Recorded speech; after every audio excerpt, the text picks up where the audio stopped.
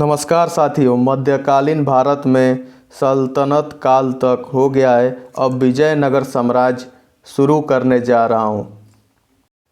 विजयनगर साम्राज्य की स्थापना 1336 ईस्वी में हरिहर एवं बुक्का नामक दो भाइयों ने की थी, जो 5 भाइयों के परिवार के अंग थे। विजयनगर का शाब्दिक अर्थ है जीत का शहर। हरिहर एवं बुक्का ने विजयनगर की स्थापना विदारण संत से आशीर्वाद प्राप्त कर की थी। हरिहर एवं बुक्का ने अपने पिता संगम के नाम पर संगम राजवंश की स्थापना की। विजयनगर साम्राज्य की राजधानी हम्पी थी। विजयनगर साम्राज्य के खंडहर तुंगभद्रा नदी पर स्थित है। इस राजभाषा तेलुगु थी। हरिहर एवं बुक्का पहले वारंगल के काकतीय शासक प्रताप रुद्रदेव के सामंत थे। विजयनगर साम्राज्य पर क्रमशः निम्न वंशों ने शासन किया: संगम, सलुब, तुलुब एवं आराविडु वंश। बुक्का फर्स्ट ने वेद मार्ग प्रतिष्ठापक की उपाधि धारण की। हरिहर सेकंड ने संगम शासकों में सबसे पहले महाराजाधिराज की उपाधि धारण की थी। संगम वंश के प्रमुख शासक हरिहर 1336 से 1356 ईस्वी तक, बुक्का फर्स्ट 1356 से 1377 ईस्वी तक, हरिहर सेकंड 1377 से 1404 ईस्वी तक, देवराय फर्स्ट 1406 से 1422 ईस्वी तक, देवराय सेकंड 1422 से 1446 ईस्वी तक, मल्लिकार्जुन 1446 से 1465 ईस्वी तक, विरूपाक्ष सेकंड 1465 से 1485 ईस्वी तक। इटली का यात्री निकोलो कांटी विजयनगर की यात्रा पर देवराय प्रथम के शासनकाल में आया। देवराय प्रथम ने तुंगभद्रा नदी पर एक बांध बनवाया ताकि जल की कमी दूर करने के लिए नगर में नहरें ला सके।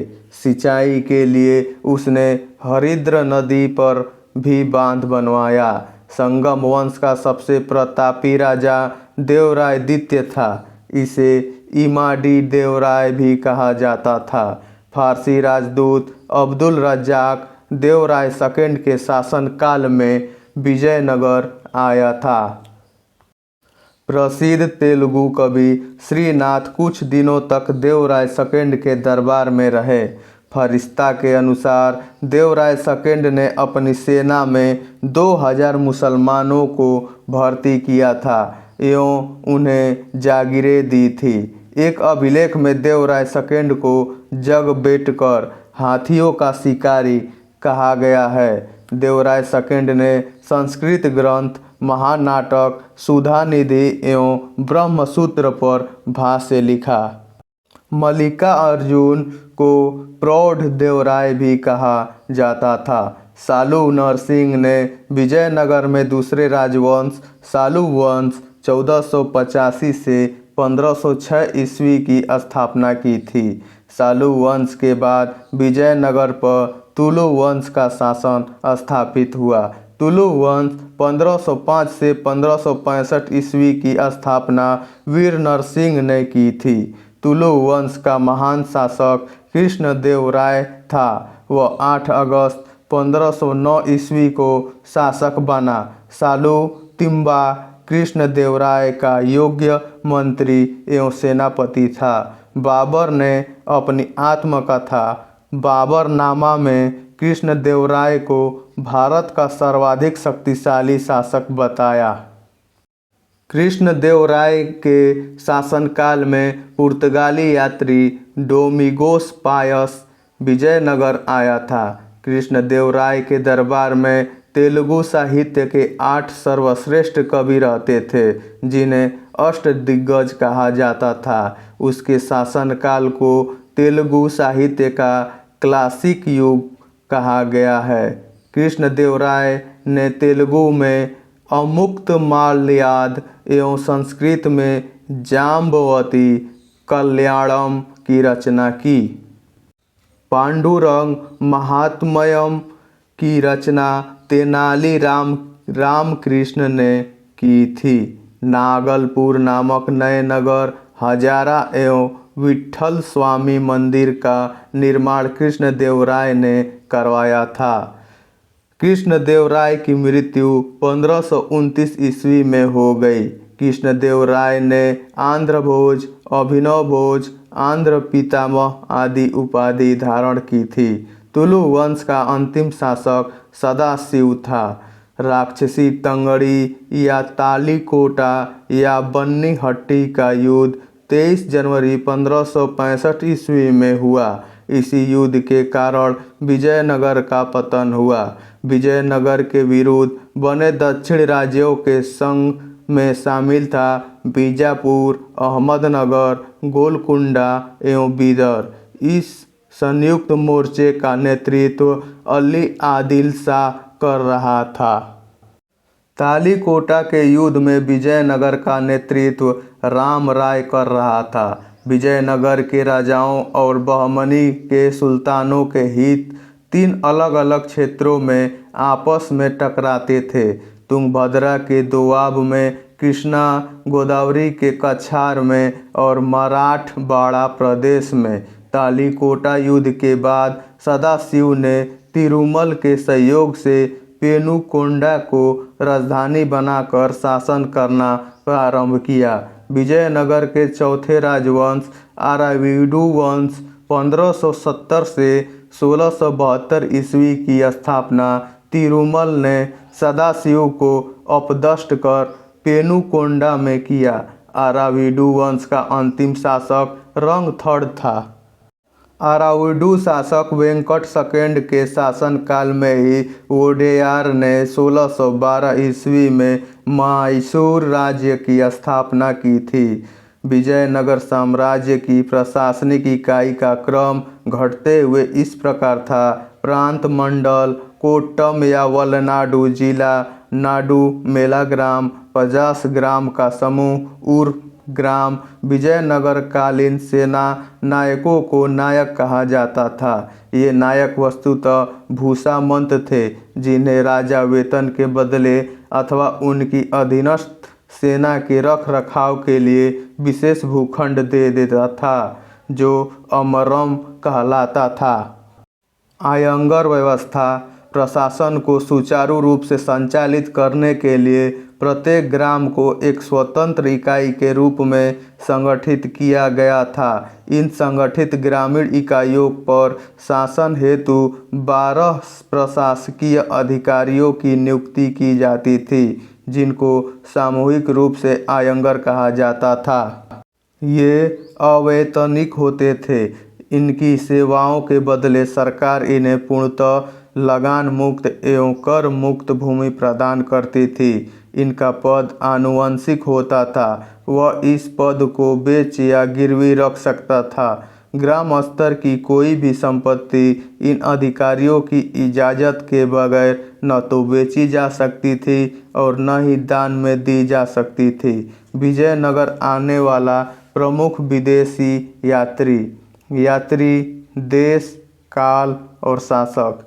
निकोलो कोंटी, देश इटली से, काल 1420 ईस्वी, शासक देवराय फर्स्ट। अब्दुल रजाक फारस देश से आया था, काल 1442 ईस्वी में, शासक देवराय सेकंड में। नुनीज पुर्तगाल से आया था, 1535 ईस्वी में, अच्युत राय के शासक में। दोमिंग पायस पुर्तगाल देश से आया था, 1515 ईस्वी में, कृष्णदेव राय के शासक काल में। बारबोसा पुर्तगाल देश से आया था, 1515 से 1516 ईस्वी तक, शासक कृष्णदेव राय के शासनकाल में। कौड़िक नामक आयंगर के पास जमीन के क्रय विक्रय से संबंधित समस्त दस्तावेज होते थे। विजयनगर साम्राज्य की आय का सबसे बड़ा स्रोत लगान था। भू राजस्व की दर उपज का 1/6वां भाग था। विवाह कर वर एवं वधू दोनों से लिया जाता था। विधवा से विवाह करने वाले इस कर से मुक्त थे। उम्बली ग्राम में विशेष सेवाओं के बदले दी जाने वाली लगान मुक्त भूमि की भूमि धारण पद्धति थी। रत्तकोड़ के युद्ध में शौर्य का प्रदर्शन करने वाले मृत लोगों के परिवार को दी गई भूमि को कहा जाता था। कट्टिगी ब्राह्मण, मंदिर या बड़े भूस्वामी जो स्वयं कृषि नहीं करते थे, किसानों को पट्टे पर भूमि दे देते थे। ऐसी भूमि को कट्टिगी कहा जाता था। वे कृषक मजदूर जो भूमि के क्रय विक्रय के साथ ही हस्तांतरित हो जाते थे, कुदी कहलाते थे। विजयनगर का सैन्य विभाग कादाचार कहलाता था तथा इस विभाग का उच्च अधिकारी दंडनायक या सेनापति होता था। टकसाल विभाग को जोरीखाना कहा जाता था। चेटियों की तरह व्यापार में निपुण दस्तकार वर्ग के लोगों को वीर पंजाल कहा जाता था। उत्तर भारत से दक्षिण भारत में आकर बसे लोगों को बड़वा कहा जाता था। विजयनगर में दास प्रथा प्रचलित थी। मनुष्यों के क्रय विक्रय को वेश्यावग कहा जाता था। मंदिरों में रहने वाली स्त्रियों को देवदासी कहा जाता था। इनको आजीविका के लिए भूमि या नियमित वेतन दिया जाता था। नोट: विजयनगर की मुद्रा पेगोड़ा तथा बहमनी राज्य की मुद्रा हुण थी। बहमनी राज्य मुहम्मद बिन तुगलक के शासनकाल में 1347 ईस्वी में हसन गंगू ने बहमनी राज्य की स्थापना की। वह अलाउद्दीन हसन बहमन शाह के नाम से सिंहासन पर बैठा। इसने अपनी राजधानी गुलबर्गा को बनाया। इसकी राजभाषा मराठी थी। इसने अपने साम्राज्य को 4 प्रांतों में गुलबर्गा, दौलताबाद, बरार एवं बीदर में बांटा। इसकी मृत्यु 11 फरवरी 1358 ईस्वी को हो गई। अलाउद्दीन हसन के पश्चात उसका पुत्र मुहम्मद शाह प्रथम सुल्तान बना। इसके काल में ही सबसे पहले बारूद का प्रयोग बुक्का के विरुद्ध हुआ। भीमा नदी के तट पर फिरोजाबाद की स्थापना ताज उद्दीन फिरोज ने की थी।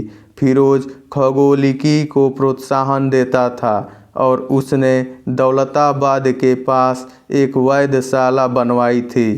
फरिश्ता के अनुसार फिरोज फारसी, अरबी और तुर्की के अतिरिक्त तेलुगु, कन्नड़ और मराठी भाषा का भी ज्ञाता था।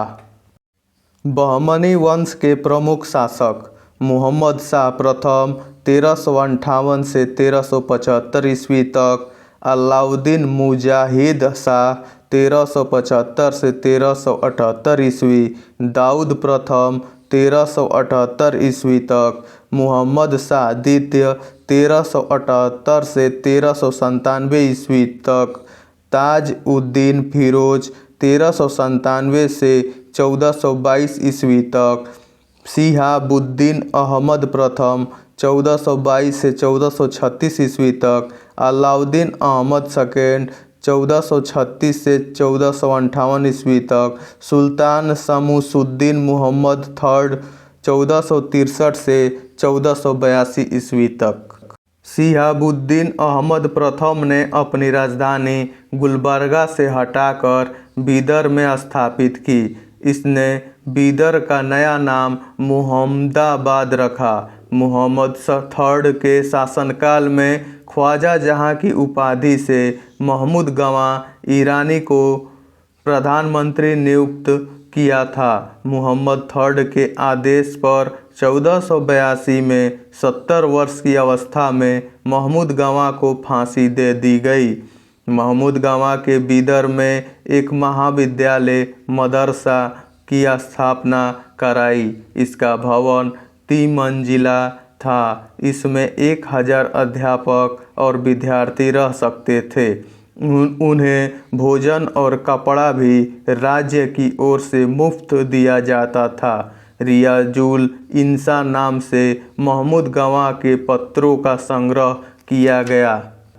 1470 ईस्वी में रूसी यात्री निकितन बहमनी साम्राज्य बिदर की यात्रा पर आया। इस समय बहमनी राज्य पर मुहम्मद III का शासन था। बहमनी साम्राज्य के चारों प्रांतों, तरफों या अतरफों के प्रांतपति तरफदार उसके विरुद्ध विशेष से जाने जाते थे। पहला दौलताबाद का तरफदार मसनद ए आली, सेकेंड बरार का तरफदार मजलिस ए आली, थर्ड बिदर का तरफदार आजम ए हुमायूं एवं चौथा गुलबर्गा का तरफदार मालिक नायाब। बीजापुर गुलबर्गा तराफ सबसे महत्वपूर्ण में शामिल था। कलीम उल्लाह बहमनी वंश का अंतिम शासक था। इसकी मृत्यु के समय बहमनी राज्य 5 स्वतंत्र राज्यों में बंट गया। इन स्वतंत्र राज्यों से संबंधित विवरण इस प्रकार है। पहला बीजापुर आदिल शाही यूसुफ आदिल शाह 1489 ईस्वी तक। सेकेंड अहमदनगर वंश निजामुशाही मलिक अहमद 1490 ईस्वी तक। बरार वंश इमादशाही संस्थापक फतेह उल्लाह इमाद शाह स्थापना 1490 ईस्वी तक। राज्य गोलकुंडा वंश कुतुबशाही संस्थापक कुली कुतुब शाह स्थापना 1512 ईस्वी। राज्य बीदर वंश बरीदशाही संस्थापक अमीर अली बरीद स्थापना वर्ष 1526 ईस्वी। मुहम्मद प्रथम के मंत्री सैफुद्दीन गौरी ने केंद्रीय शासन का कार्य कई भागों में विभक्त किया और उसने 8 मंत्रियों को नियुक्त किया जो इस प्रकार थे। पहला वकील ए सल्तनत, दिल्ली के मलिक नायब के समान। सेकेंड वकील ए कुल, सभी मंत्रियों के कार्यों का निरीक्षण वकील को छोड़कर। थर्ड अमीर ए जुमला, अर्थ विभाग का अध्ययन। फोर्थ वजीर ए अशरफ, विदेश नीति एवं दरबार संबंधित कार्यों का निष्पादन करता था। पांचवा नाजीर, वह अर्थ विभाग से संबंधित था। छठवां पेशवा, वकील ए सल्तनत का सहायक था। सातवां कोतवाल, नगर का मुख्य पुलिस अधिकारी था।